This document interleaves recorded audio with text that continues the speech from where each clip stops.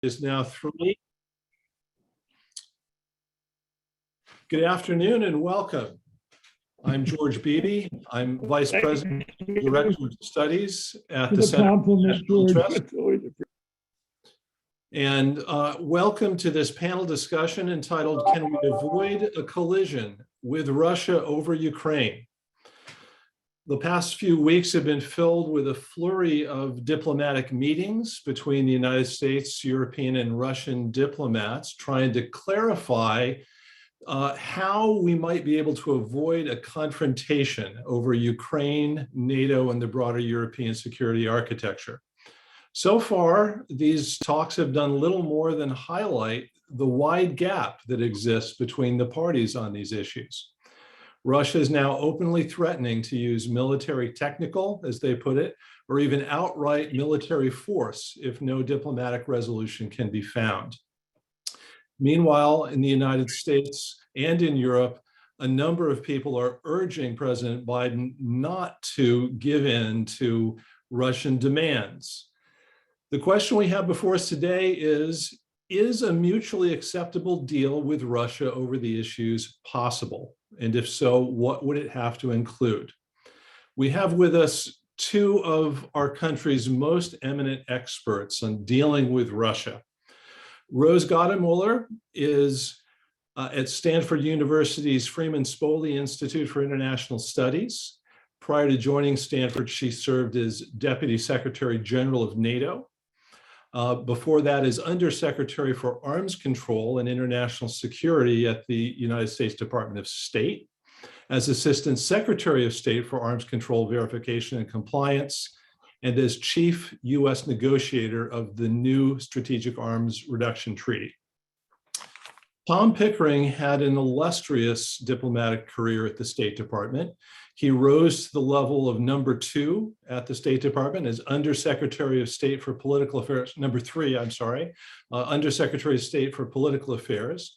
He served as ambassador to the United Nations, to the Russian Federation, and numerous other countries.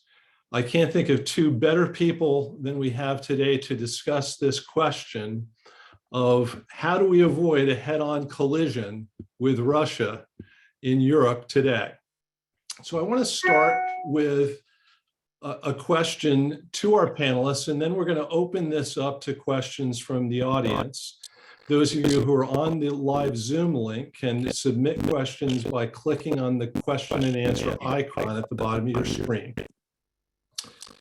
So there are several schools of thought when it comes to diagnosing what has produced the storm clouds that are gathering over Europe today.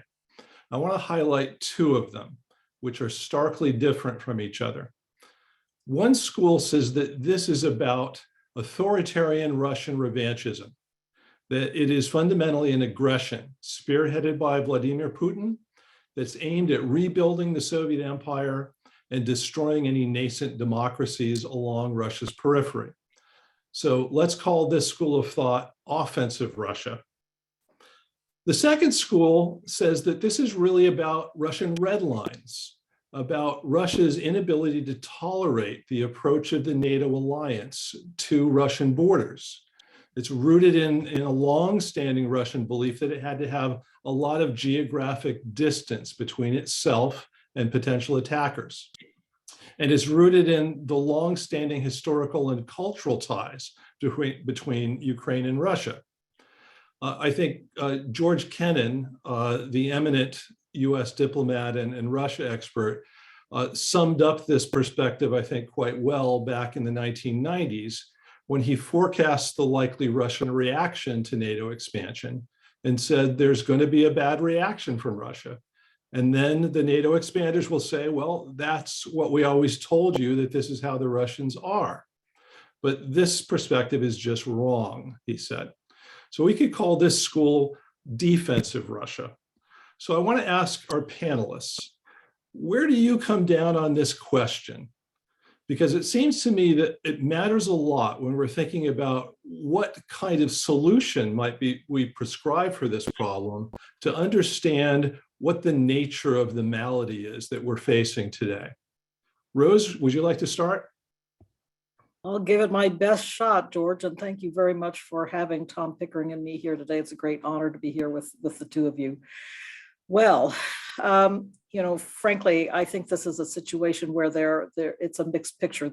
Both of the factors, both offensive and defensive, Russia are in play here, and that's part of the difficulty in trying to figure out what the resolution should be. I actually have been thinking quite a lot, and that's about what I call the look at me syndrome in Vladimir Putin's Kremlin. That is that the Russians have been throwing proposals on the table for a long time to try to steady European security arrangements as they see them.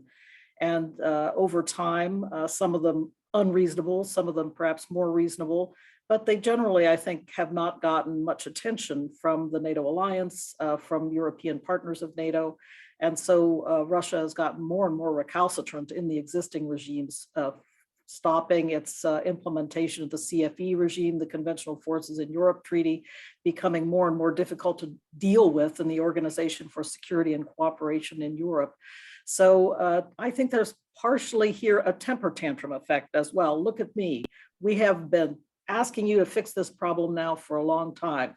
Now, the problem that they are trying to fix does seem to have more to do with your red lines analysis. And that is, I think, the problem that we see now in how the difference between NATO views and Russia's views are shaping up, because NATO is not going to respond to those red lines. It simply will not give up on its principles with regard to NATO enlargement. So it is a complex picture, a difficult picture, but I think the factors driving Vladimir Putin are quite mixed.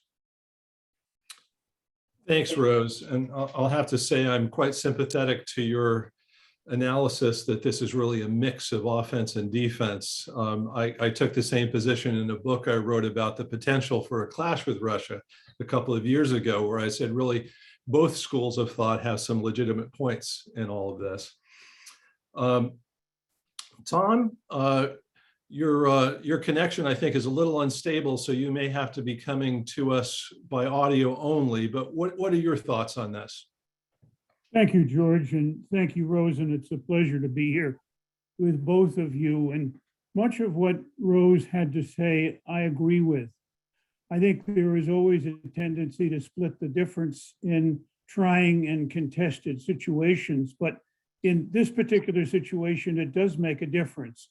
I fall back, however, a little bit more on the question of perpetuation in office being also a significant factor in how Mr. Putin has been operating and how, in fact, President Putin has handled the situation over the last 2 decades, but certainly within the last 5 years.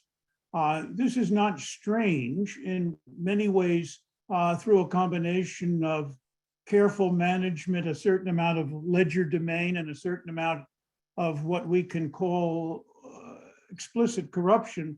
He has managed to perpetuate himself, at least almost, I think without question, to the 2036 period where he prepared to stay and live that long. And that much of what he has propounded, either in red lines or charges against the US and the West, is something which can appeal to the nationalism that has always been present in Russia, never far from the surface, and puts him at the center, if you like, of public attention and public popularity. And while he goes up and down in public popularity, a certain amount of this activity on his part is orchestrated, I think, at critical times for him to reinforce it. I also think it's very important to point out that a good bit of what we are seeing has the character of being made up. It is not something that we see naturally occurring on the scene. I don't dispute George Kennan, and some will know that recently there was the release in public of a telegram that we wrote from the embassy back at the beginning days of NATO enlargement, in which we did repeat the arguments that George Kennan made, and we updated them and felt very strongly that this would, for then President Yeltsin, produce a challenge that would not be easily undertaken on the Russian side and be seen as expansionist from their perspective and imposing. But other things that we have seen, including this enormous buildup that's gone on, moving 125,000 soldiers is not a trivial activity, including with large amounts of equipment, which we've seen on the photography that brings it home. And so it is a very worrying situation given those elements. And I leave those on the table for all of you to look at. It is very difficult to predict Mr. Putin. And it's no easier, I think, with the kind of dissection and analysis we have just been through with you here, where it may be a little bit of this and a little bit of that, and a certain amount of staying alive. But it gives him the flexibility that he's exploited to try to maintain himself out ahead of the wave of change going on in the confrontation that exists between both sides, change not to the good side. Thanks, Tom. I'd like to follow up on that and ask you, could you expand a little bit on the nature of the domestic forces in Russia that are exerting some pressures on Putin? Are those domestic pressures that you're talking about things that are likely to encourage him to strike some sort of deal, or is it likely to make him more belligerent? And the second question I have is, can you also talk a little bit about domestic political pressures on the American side of all of this? To what degree are those forces at work in all of this? George, if you asked me, I would jump in here and say, I think that the domestic forces are real. And while Putin has managed his government from the top down, often using corruption and corrupt influence as an element of bringing about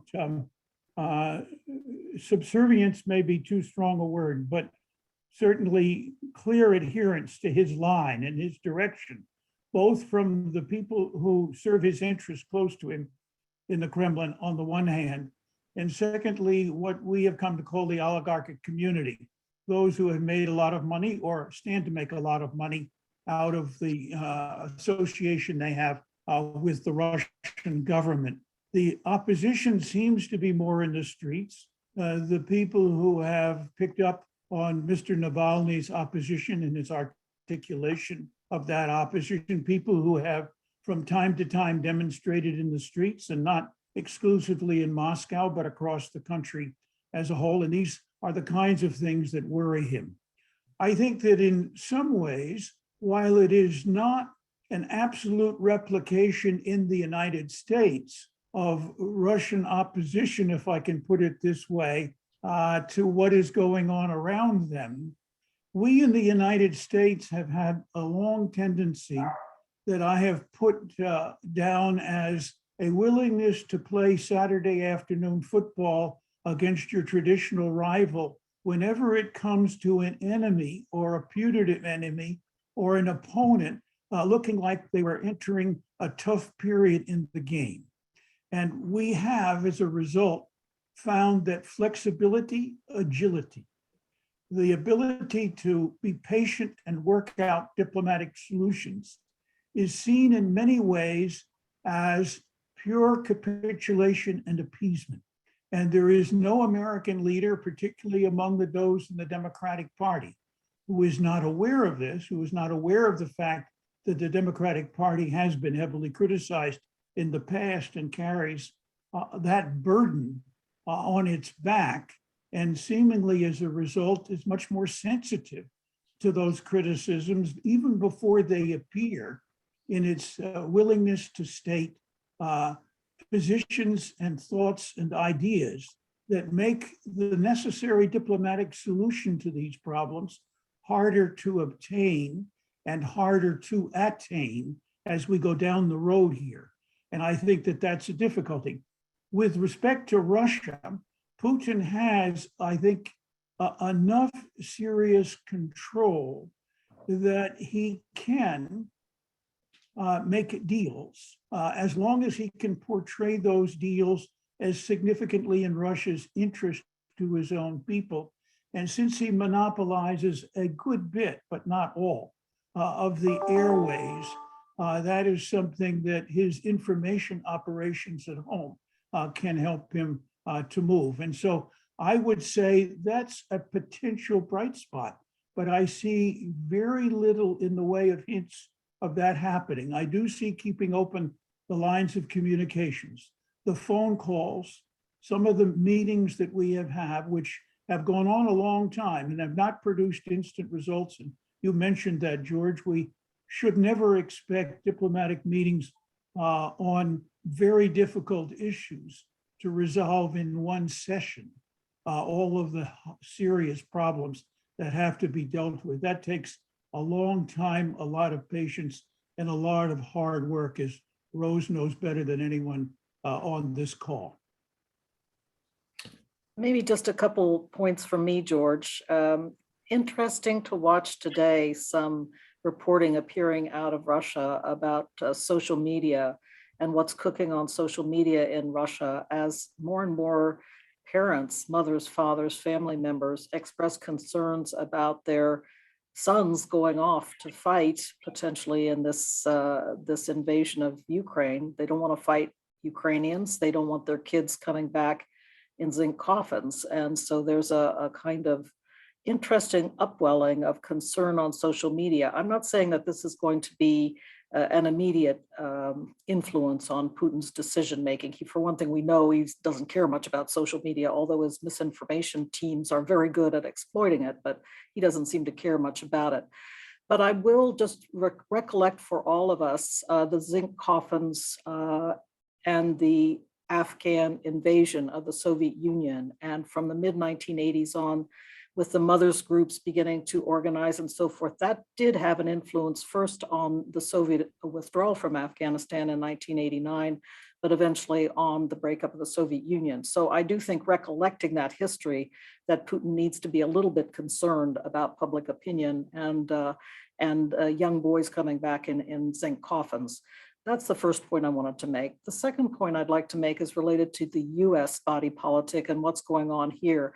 Again, I think Putin is acutely aware of Joe Biden's weaknesses, the difficult weeks he's had, clearly the very difficult start to his administration with the January 6th insurrection and everything that's happened since, with Trump very much still on the stage and stirring up a lot of American voters. Second, the situation with Omicron and what it has led to, the high inflation rate and so forth. So Putin's very well aware that Joe Biden is entering his second year of his presidency in not the strongest of positions, but yet he cares about symmetry with Biden. And I think here, this is an area where I know the administration, and I was glad to see President Biden meeting at Camp David over the weekend with his senior team, where the president can continue to exercise an outsized influence on the Kremlin and on Vladimir Putin himself. So I, for one, hope that as things develop and as it's appropriate, as there's an objective to be attained at a more strategic level, that the president will remain engaged. And he shows every sign of being willing to be engaged going forward. But yeah, Putin is aware of Biden's problems, but he still wants to talk to him. So Rose, the implication of both of those things that you've just said, one, that Putin has to be concerned about the possibility of opposition to a war with a lot of casualties against Ukraine, and that he's aware that Biden probably doesn't want yet another crisis to have to deal with in addition to the others that he's going through. Those both suggest that Putin ultimately would like a deal if he could get one on sufficient terms for Russia. Is that how you see it? Do the Russians actually want some kind of a deal here? And I'll put the same question to Tom after you've had a chance to answer. I was laughing to myself because the New York Times stated this morning quite prominently that the meeting between Lavrov and Blinken failed on Friday. I didn't see it failing at all. I thought the fact that both of them seem to be taking a pragmatic view of the necessity of further negotiations, further discussions going forward. Lavrov himself called the meeting pромежуточный meeting, an intermediary meeting. So it's a step along the road. And to me, this was a sign that the door is still open for finding some solutions at the negotiating table. So I actually thought that that was a good thing. What I will continue to urge, and every chance I get talking to Russian counterparts in Track 2 and other settings, I say, get this off the global stage. Stop this megaphone diplomacy. That's not the way you conduct really productive negotiations, and everybody knows that. So I was glad to hear that Blinken apparently told Lavrov, there's no way we're going to make our response to you public, and I hope you don't make it public. Indeed, again, some Russian analysts were saying this morning in Kommersant that this is the way to conduct real negotiations. Let's take the time now to get serious at the table of talks. Now, the last thing I'll say about this, again, reading very carefully the tea leaves, we all have this Sovietological background in our DNA, but reading very carefully, it seemed to me last week that the Russians were beginning to say, yes, we're ready to take yes for an answer, because the message from Geneva 2 weeks ago today, from Wendy Sherman's talks and then the talks at NATO the next day, is that both the United States on a bilateral basis and NATO are ready to engage on some of Russia's longstanding requests, such as let's establish some military to military lines of communication. Let's start talking together seriously about incident response and confidence building. Let's start putting some constraints on advanced missile systems in Europe. So these were all Russian proposals. It was odd that they insisted that it wasn't going to be enough. They had their red lines, but they didn't want to talk about this stuff in the meantime. But now they seem to be saying, all right, they are recognizing our negotiating agenda. Let's take yes for an answer. And I think that's also a step in the right direction. But I definitely want to hear what Tom has to say about this too. So Tom, let me put the same question to you in a little bit different words. There are those that look at the way the Russians have approached this issue, putting forth publicly a set of demands that appear to be ultimatums and backing those demands up with what looks like a lot of heavy-duty saber rattling, readiness to take military action. They see that as a sign that the Russians actually don't want to negotiate. They're pushing us to say no so that they have a pretext to invade. Is that how you see this? I think, George, that's a possible and maybe even likely proposition. The really interesting question, how much does it depend, or how much does it help to determine how Mr. Putin can achieve the interests that he has in mind? If we are right about the interest that he has in mind over the longer term, he wants to end up with a Russia that is a bigger player in the international community, that he remains in charge of that for a long time to come, and where he has tried to show that neither NATO nor the United States is in a position in one way or another to channel or to make him move toward a solution which is more win-win than, put it this way, he would benefit from in his own. And so that's the negative of the idea that he might be ready to move and to open the door a little bit to some of the conclusions. That's offset a good bit by the interesting Russian fascination with a US written down proposal.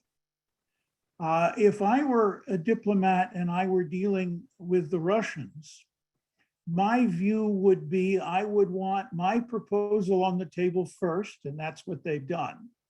Secondly, I would want to discuss my proposal and open up all of the opportunities to sell my proposal as much as I could.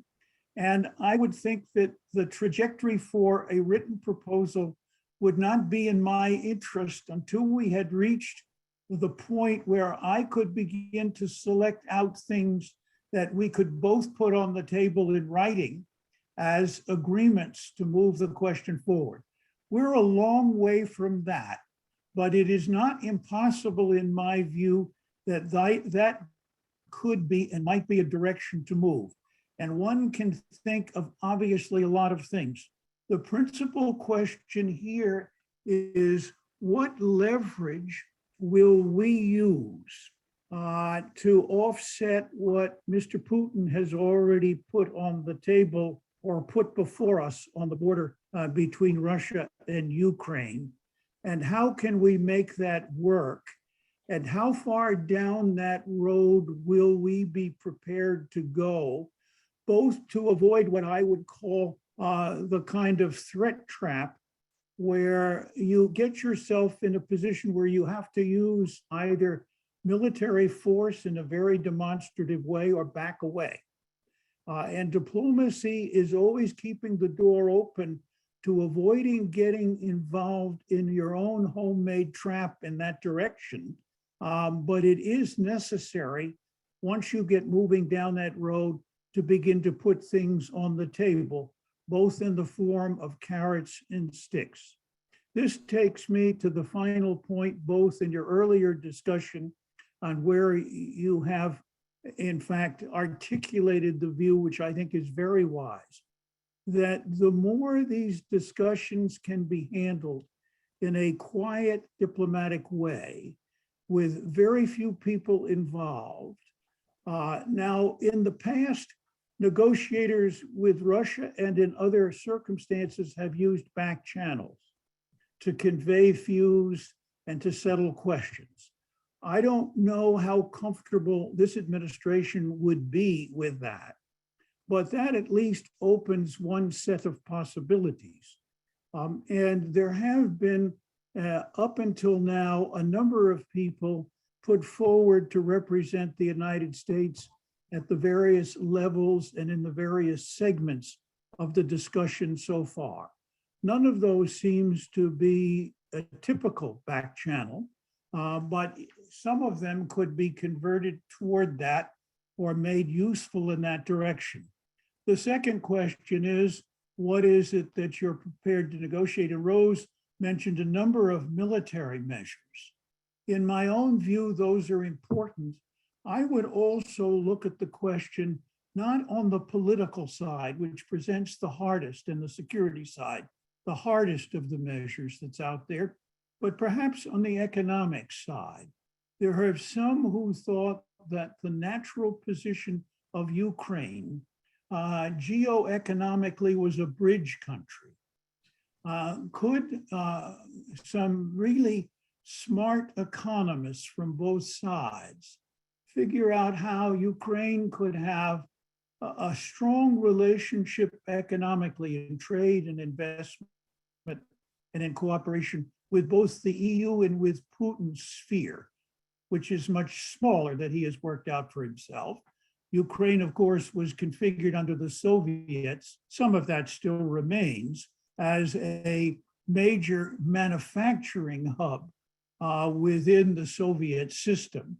Perhaps some of that could work, but that would begin a process that would open up the potential for win-win that, in my view, at least ought to be out there on the table. So we are suggesting some thoughts about how and in what way the diplomatic process could be moved. Quiet, leverage, carrots and sticks, certainly some useful things in both the political and security area, potentially perhaps some useful things in the economic area. Takes time to get there, but considerable thought needs to be given to it. And military threats on both sides, in my view, need to be sublimated. Now is the time, in my view, to think about the wonderful Hippocratic Oath first element, and next, do no harm. On how and in what way that can be put forward, I haven't yet seen clearly, but that is in many ways something that has win-win characteristics, particularly if you're concerned, as I know we are, that conflict could lead to wider conflict, could lead to nuclear exchange. And the last thing in the world Putin would want, and the last thing in the world President Biden would want, is to engage us and Russia in a nuclear exchange. Many people have postulated how that might happen. Almost no one that I know of has given a conclusive way to stop it once it starts, and that raises fearful consequences for us all. We have a question in from Nick Gvozdev of the Naval War College. I'm going to abbreviate it a little bit. It's a little bit long, but he points out that in addition to the offense-defense binary, there's another binary out there between people that believe Russian demands about NATO enlargement are fundamentally illegitimate, and those that argue that Russia has some legitimate security concerns in NATO enlargement. Do you think this is a pertinent way of understanding the divisions that exist over how we ought to be dealing with Russia's demands? Rose? Oh, thanks, Nikolai, for that question. I was reading it myself in the chat and thinking about it.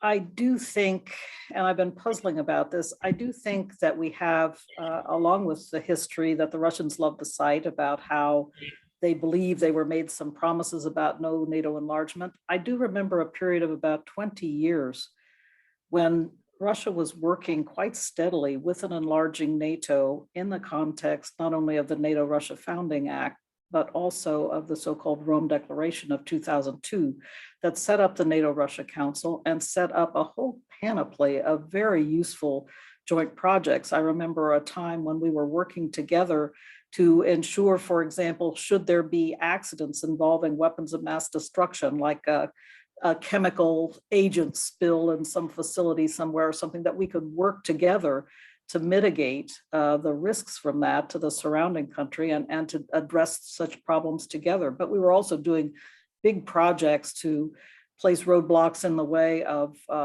heroin smuggling out of Afghanistan, the heroin trade. We were trying to put in place a better airspace control system in Europe. These were really practical and meaty projects, and somehow they all started to go south. A lot of it I timed to, again, the Bucharest summit statement and the notation there that Ukraine and Georgia would become members of NATO or will become members of NATO, which is right at the crux of the tensions that we're talking about these days. So I do want to remember, though, among us all, that we were able to make some good common cause with Russia during that period. And to my mind, it comes down to whether there's any way to reconstitute that common cause now without giving up on the principle that NATO membership should be open to European countries that come up to NATO standards and want to join, and around which a consensus gathers among the existing NATO members. So I do think we have to really focus on that arena, because I think it should be a matter, Tom mentioned win-win, George, you've mentioned win-win, for there to be a win-win outcome here where Europe, NATO, the United States feel their security to be bolstered, but also Russia feels its security to be bolstered. This should be a mutual and a reciprocal effort now to get to a place where we are feeling all like the system of security in Europe is working for us all, on behalf of us all. How we get there, I'm not quite sure at this point.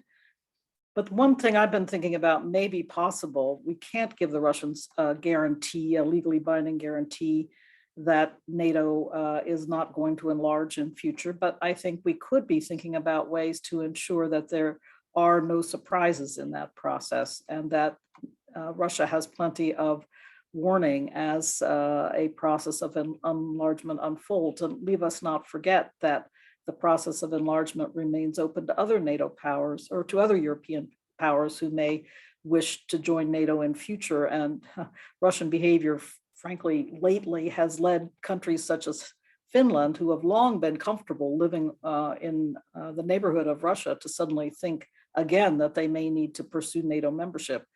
That's going to be up to the Finns to decide. But the point here is, I think we need to look for a way to stabilize the current sense that things are out of whack in Europe with regard to security arrangements, and Russia feels aggrieved.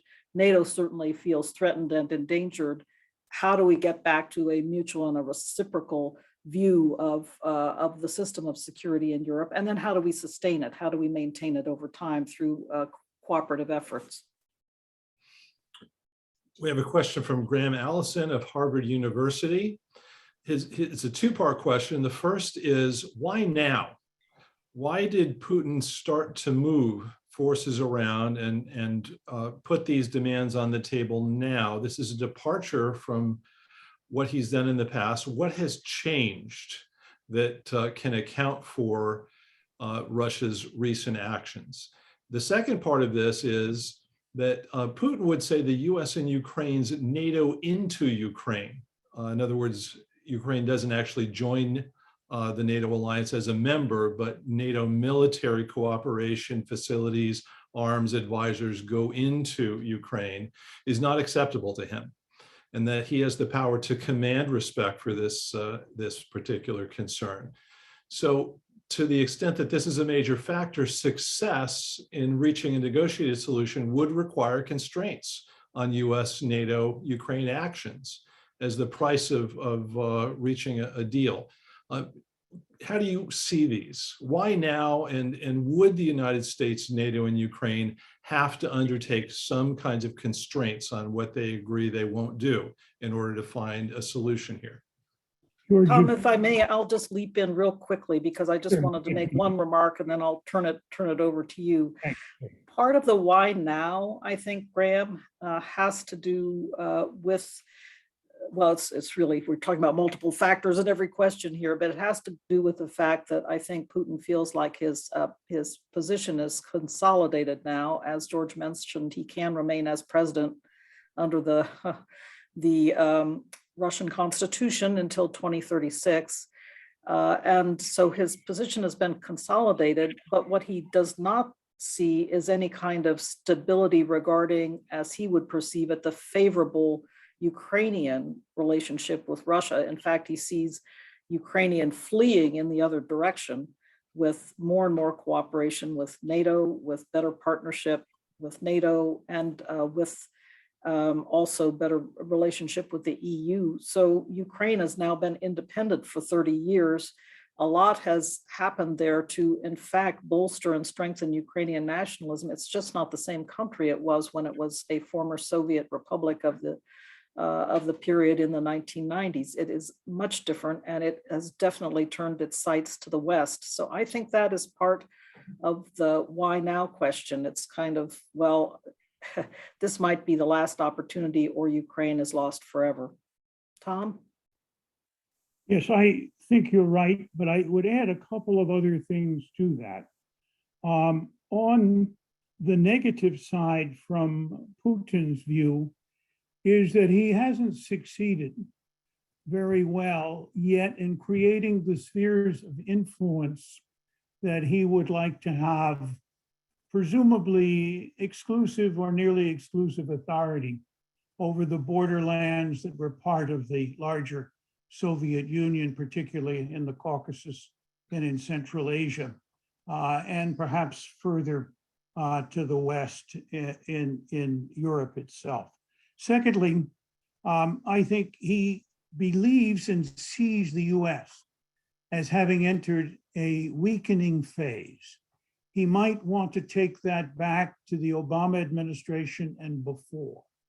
But our withdrawal from Afghanistan, our adventure in Iraq, have not in any way at all proved that we are the dominant superpower that has been so widely advertised in the past as being the prominent primary exclusive preserve of the United States.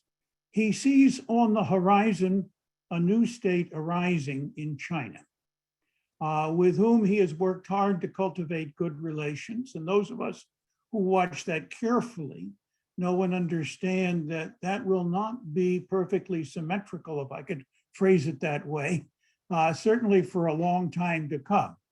China has longstanding difficulties with the loss of territory in southern Siberia over a long period of time. China knows that it is a second-class receiver of military equipment from Russia. Russia, quite wisely in its own interest, doesn't provide first-line stuff to anybody, as far as we can see, who one way or another might cause it problems, as China can. On the other hand, the two are certainly closely interdependent on the energy side and on keeping the border quiet and peaceful and under control. So those kinds of things, plus the sense that the US has lost ground that Obama couldn't regain at all under George W. Bush and before, that Trump has, in a sense, operated in strange and interesting and unusual ways and has left the US weakened and less capable. And as a result, it is time for Russia to demonstrate that it now has joined in the panoply of major powers. It would like to be one tri-equal with the other two wherever it can be. And at the moment, Russia seems to be flirting at least with improved relations with China as another way to gain ground in that particular area, although I doubt that there is total trust in both sides in that particular issue. And I think those are the things that in one way or another have brought us to where we are with Mr. Putin. I think on the question of NATO and Ukraine, you're entirely right, Rose, that Ukraine has changed quite remarkably, and that the Russian view of Ukraine has changed. I can remember 30 years ago when I was living in Russia and traveled widely, almost every Russian I met that I could have a vodka with, after one or two, started to talk about cousins who were married to Ukrainians and how important that marital relationship was as a national ethic. I can also remember a few trips to Ukraine, with or without vodka, but anybody who saw their first language as Ukrainian would start out with 300 years of Russian occupation. And those divisions, while submerged for a long period of time, have in their own way found a distance to the surface. And so anything at all that builds up Ukrainian capability to be resistant to Russian influence, to Russian interposition, to Russia taking over, are things that one way or another are adding to the sense that Mr. Putin feels that somehow his capacity to be one of the three major players in the international community is being actively undermined and actively stressed. And as a result, I think has adopted the policies he has as a way of seeking to push back and combat this. Rose? Yeah, I just had a quick two-finger. I was smiling over the weekend to see the Bloomberg report about Xi Jinping, in theory, asking Putin to hold off any invasion so as not to mess up the Beijing Olympics. And then, of course, from both Beijing and Moscow, there was this huge reaction. This is complete. I was like, the lady doth protest too much, right? Okay, what's going on here? But I recollect that it was the Georgian invasion in August of 2008 that dropped into the middle of the Beijing Summer Olympics and messed that one up. So I wouldn't be surprised if there were some quiet phone conversations, although I have no evidence of that. I'll just add that in 2008 in Georgia, the Russians seemed to be taken a bit by surprise by the Georgian attack on South Ossetia at that time. Wasn't something that the Russians actually initiated, although they certainly followed up very, very rapidly with a very forceful response there. We have a number of questions coming in that I'm going to combine on the topic of Ukrainian membership in NATO. One from Barry Posen of MIT, who asks, can this crisis be resolved without offering Russia something significant on Ukrainian membership in NATO? Paul Hare of the Center for the National Interest asked, what would a US retreat from NATO membership for Ukraine look like? Where is Ukraine's agency in this equation? Might it not recognize that it is probably more secure outside NATO than in it? And then from David Carl, he asked a very fundamental question. Why should NATO continue to maintain the option of future enlargement? Rose, you've served in NATO. Maybe you're Right. well positioned to take a shot at this. I'll take the last question first. You know, it's NATO enlargement is ingrained in the founding treaty of NATO, the so-called Washington Treaty of 1949, Article 10 has to do with enlargement. I don't see that treaty being reopened or changed in any way. So, and that's one of the things I've been repeatedly saying to the Russians is that this is part of the fundamental legal basis upon which NATO was founded, that, as I said, enlargement or membership should be open according to the principle that every country gets to choose its security relationships for itself. It should be open to European countries, I stress, because sometimes the Chinese ask if NATO is somehow going to go to Asia, but I don't see that happening. European countries who come up to NATO standards and who ask to join and whom NATO members then by consensus agree should be invited to join. So I don't see that changing. I'm paraphrasing Article 10, but I think everybody's heard again and again what these basic tenets are, and it's worth repeating them. And frankly, Rose, yeah, go ahead. Can I just press you on that for a minute and ask you a question that I wonder about myself? NATO existed in 1954 and 1955 when the United States negotiated in very short order a solution to the problem in Austria that resulted in Austria becoming a neutral country that would not be admitted to any military alliance, neither to the Warsaw Pact nor to NATO. Why did the United States and NATO have the freedom in 1955 to do that, despite the article that you're referring to, but they don't today with Ukraine? Because the Bucharest summit hadn't occurred in 1954 and 1955. And look, I want to say that I always take a very long view of NATO membership because of the fact that European countries took a long time to enter NATO.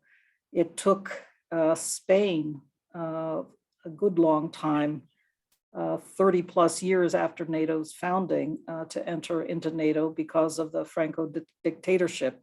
None of this is consistent, of course, because next door in Portugal, there was also a dictator in office, and Portugal became a member of NATO much, much earlier. So it has to, I'm talking about political expediency here for one thing, but for another, I would just say that it happens with a long process of consensus gathering around a particular country. And in that regard, I can say, without questions, that there will be no surprises for Russia in NATO's eventual membership in Ukraine. It needs to come up to NATO standards, but it also needs then to ensure that consensus is gathering around its membership at the NAC table, at the table of the North Atlantic Council. So I don't see any reason to change from that course. Tom, any thoughts on this? I do. I think that what Rose has said makes sense. The notion that dictation from the outside determines security relationships is one that we ought to be very careful about and very careful about applying. I think particularly in distancing ourselves from Cold War cleanup. The second thing that I think is quite important here is that NATO should adhere, I think, quite scrupulously to the standards that it is set for bringing people in. Some of that fell by the wayside. Some of it fell by the wayside with the EU in the scramble, so to speak, to pick up the pieces of the Warsaw Pact and the Comecon economic arrangements. And we should, I think, watch out for that. It's no secret that Ukraine is not entirely free of border problems. and those border problems are not entirely free of Russian influence. Now, how and in what way do we allow Russian influence in Ukrainian border problems were we to get into an association negotiation to predetermine the outcome for a long period of time? I do not know.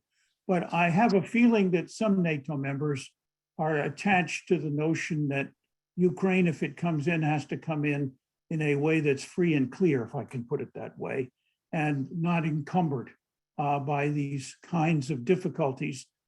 Preeminent among them, obviously, is border issues, but borders issues that seemingly are much more of outside manufacture than Ukrainian, put it this way, Ukrainian persuasion to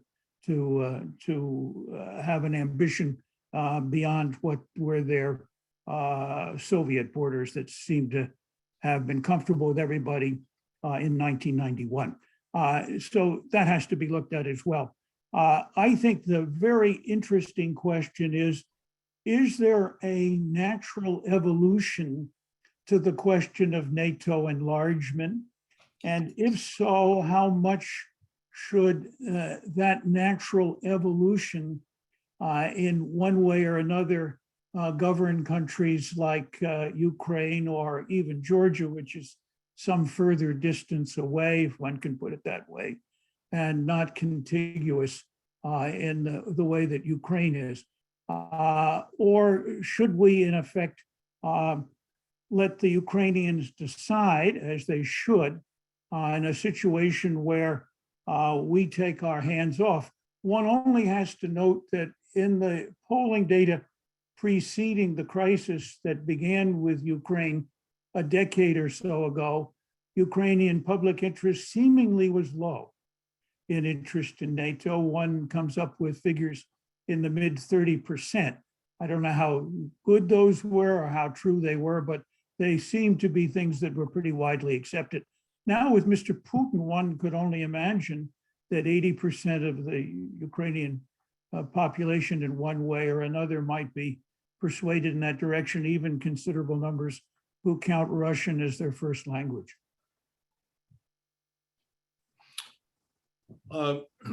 So we have a question from Joseph Bosco, former DoD official. He asks, is it time for NATO to advise Moscow, privately at first, that if Russian troops do not start pulling back by a certain date, NATO forces will start flowing in until they reach the level of the Russian troop level along the border? Rose? Well, I'd be interested if the questioner thinks that NATO could come up with that many troops in reinforcement. I know it certainly could over time, but I think it was important, all joking aside, this is a very, very serious question and a very serious matter. I was very glad to see the president over the weekend say that he is now actively considering whether to send 2,000 troops or 5,000 troops to bolster the forces that are already in NATO European countries. I note that he's not talking about more than 5,000 apparently. So we're not talking about sending the big red one over again, the first division. This is not Reforger or anything like that. But I think the clear message has to be that we are willing to step up and to engage, as NATO should, in deterrence and defense on behalf of its member countries at the same time. And it's been good to see over the weekend the flow of military equipment and training personnel into Ukraine. I think that's all to the good. And we need to keep up those kinds of messages. By the way, I also wanted to pay a compliment to both the US government and the UK government for really countering what I call the KGB playbook, and for getting out there with strong messages about, this coup plot, for example, that the UK came out with over the weekend. In the US case, they have already sanctioned some Ukrainian politicians close to Russia, as if to say, your playbook is known to us, you cannot operate with impunity. So the question gets at the notion of deterrence. And there's needs to be deterrence across the spectrum, both in the hybrid sphere, where the Russians have been so successful and have been operating with impunity, up into the level of more conventional force structure. I hope to God, Tom mentioned the notion of an escalation to a nuclear exchange. I hope to God we're not heading in that direction, although I have been concerned about nuclear saber rattling in recent years.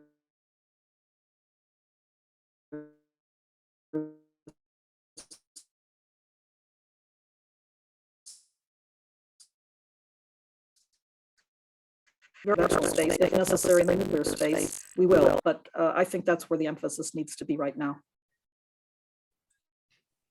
George, could I just jump in here? My sense is we need a larger strategic package at this stage in terms of how we're going to deal with the Russian challenge over Ukraine.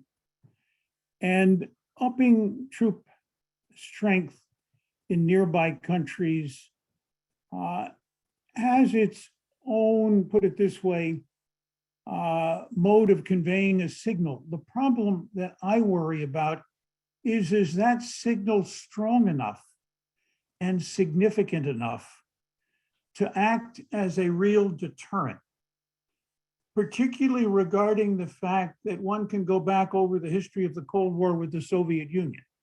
In 53 in East Germany, in 56 in Hungary, in 68 with Czechoslovakia, you know what the arguments were in the United States and you know what the result was. Over time, George Kennan was right that collapse would take place through what was generally the impossibly inefficacious way of the Communist Party governing the Soviet Union, and as much economic as it was military. And my own feeling is that a package has to take Minsk II and see whether, and others have made suggestions about the form of a Minsk III, that would be much clearer. And for me, I would like to use military strength not just as a deterrent, which is important, but as leverage to achieve an outcome that could in one way or another begin to roll back what is the dangerous phase that we're engaged in to a phase that began to consider outcomes. And the Austrian State Treaty was not, in my view, the best of all possible outcomes, but it was not a terrible one in the midst of a very early stage of the Cold War, in which we were able to do that. One can take the reunification of Germany, perhaps at a different time in a different place, as something that worked very, very well, but took a lot of hard work and a lot of thought and a significant amount of leverage and a significant amount of decline on the part of the Russian side to be taken advantage of. So my own feeling is that it is something we seem to want to deter without having a strategic proposal about the outcome, that we expect the answers will drop from the tree like ripe fruit at an appropriate time into our laps. Whereas we ought to be, and we've started, engaged with the Russians, and this written document, I hope, will be more than just the Russian ideas are impossible. I hope it will be, here are the ideas that we are thinking about that are possible and useful and can begin to settle the problem. It is interesting that in a number of cases, we still hang on with the Russians to joint views on a couple of questions, certainly on counterterrorism, certainly on drugs, we have a common view. There are other places where we have common views which we have not sought to exploit, even though they may be the beginning of something that we could put together to build on.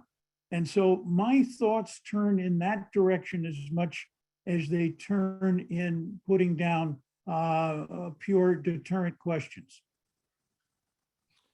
Well, we are fast approaching the end of the hour. I'm going to conclude by citing an earlier crisis from the bad old Cold War days, where the United States and the then Soviet Union came eyeball to eyeball, as we put it later on, over the Cuban Missile Crisis. That was a situation where the United States and Soviet Union had to deal with a situation where both sides were threatening force. Russia by putting offensive nuclear missiles on Cuba, and President Kennedy by explicitly threatening to attack those installations if the Soviet Union did not agree to remove them. Obviously, an enormously delicate situation. It was resolved in a way where each side was able to avoid humiliation. The United States agreed to some things in return for Khrushchev's agreement to remove those missiles. We agreed not to invade Cuba, not to try to remove the communist leadership from the island by force. We also agreed to remove Jupiter missiles from Europe where they were stationed in return for the Soviet agreement to remove the missiles from Cuba. So this was a case where we each side recognized the importance of not humiliating the other, leaving a face-saving way out. We've talked today about how we might be able to do that. I think this is a situation, although it certainly has its differences from the Cuban Missile Crisis, is probably the most sensitive and dangerous crisis we've gone through in Europe since the end of the Cold War. Thank you all for attending. Tom Pickering, Rose Gottermuller, you've been excellent panelists. Thanks to the audience for an excellent set of questions. I'm George Beebe. We look forward to seeing you at our next Center for the National Interest event. Thank you, George.